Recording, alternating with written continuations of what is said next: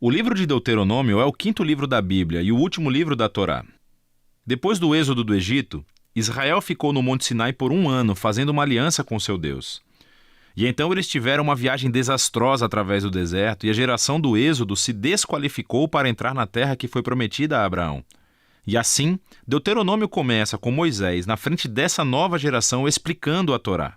E é a partir daqui que o conceito e a finalidade do livro são revelados. Deuteronômio é uma série de discursos de Moisés, onde ele chama a próxima geração de Israel à fidelidade na aliança com seu Deus. No centro do livro está uma coleção de leis, que são os termos da aliança entre Deus e Israel.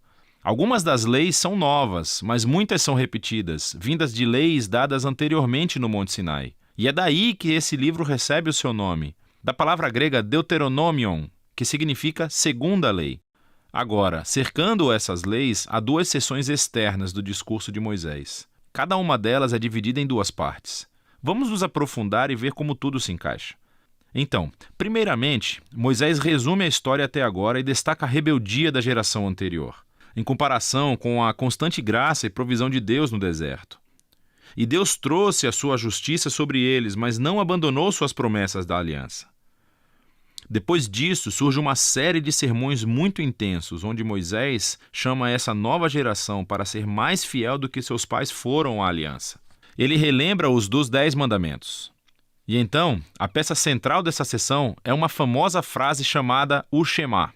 Moisés disse: "Ouça, Israel, o Senhor, o nosso Deus, é o Senhor único. E você deverá amar o Senhor, o nosso Deus, com todo o seu coração, com toda a sua alma e com toda a sua força."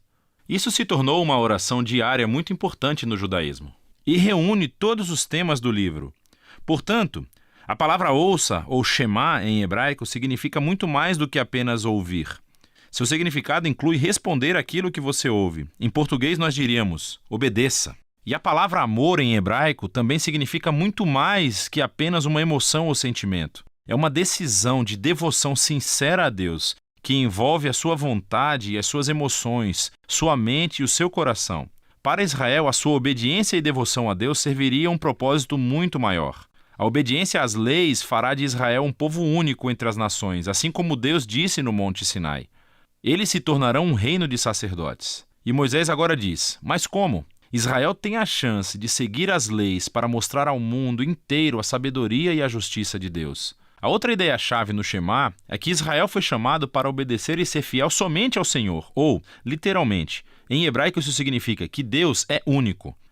Agora, no contexto, o Senhor é o único Deus a quem Israel deve adorar e obedecer. Israel está prestes a entrar na terra de Canaã, onde as pessoas adoram deuses que representam todos os aspectos diferentes da criação, o sol, o clima ou o sexo e a guerra.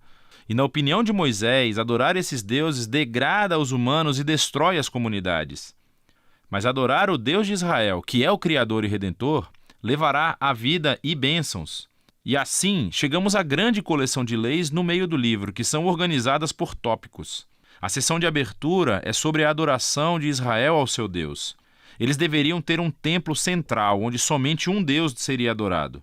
E também Deus deveria ser adorado através do cuidado de Israel pelos pobres. Assim, por exemplo, todos os israelitas deveriam dar 1/10 da sua renda anual para o templo, mas outro 10º deveria ser reservado a cada 3 anos e dado aos pobres. E esses eram os tipos de leis que colocavam Israel na linha de frente da justiça em comparação com seus vizinhos antigos. E tudo estava relacionado à sua adoração a Deus. A próxima seção descreve as qualidades de caráter dos líderes de Israel. Assim, os presbíteros, os sacerdotes, os reis, todos foram colocados sob a autoridade das leis da aliança. E Deus disse que reforçaria essa autoridade, enviando profetas para supervisionar os líderes. Assim, em contraste com os vizinhos de Israel, onde os reis eram considerados divinos e a própria lei da nação, os líderes de Israel estavam subordinados à lei e aos profetas. Depois disso, há uma grande parte das leis sobre a vida pública de Israel. Há regras sobre o casamento, a família e os negócios, e também sobre a justiça social, sobre o seu sistema legal e o que deveriam fazer para proteger as viúvas, os órfãos e os imigrantes. E elas terminam com mais leis sobre adoração. Agora, aqui estão algumas dicas sobre como ler todas essas leis. Lembre-se, em primeiro lugar, que estes são os termos da aliança no Monte Sinai, dada especificamente ao Israel antigo, vivendo em uma cultura muito diferente da sua. E por isso, não será útil comparar essas leis com as nossas leis modernas, que são de uma cultura bem diferente. Pelo contrário, essas leis foram dadas para separar Israel. Por isso, precisamos comparar essas leis com as leis dos vizinhos de Israel, como a Assíria ou a Babilônia. E quando você faz isso, de repente, as leis que pareciam duras ou estranhas se tornam muito mais claras. Você vê que Deus está empurrando Israel para um nível de justiça mais elevado do que antes. E, finalmente, tente discernir quais princípios centrais de sabedoria ou justiça estão subjacentes a qualquer lei particular, e você descobrirá algumas coisas bem profundas. Aqui está uma tarefa para obter pontos extras. Veja como o apóstolo Paulo faz exatamente isso na primeira carta aos Coríntios, capítulo 9, versículo 9. Ele cita uma lei de Deuteronômio, capítulo 25, versículo 4, que é realmente interessante. Então, de volta a Moisés. Depois de ler todas as leis, ele emite um desafio final para que Israel ouça e ame seu Deus. Primeiro, ele emite um aviso e um ultimato. Se Israel ouvir e obedecer ao seu Deus, tudo dará certo. Muita bênção divina. Mas se eles não escutam e se rebelam, haverá fome, pragas, devastação e, por último, o exílio da terra.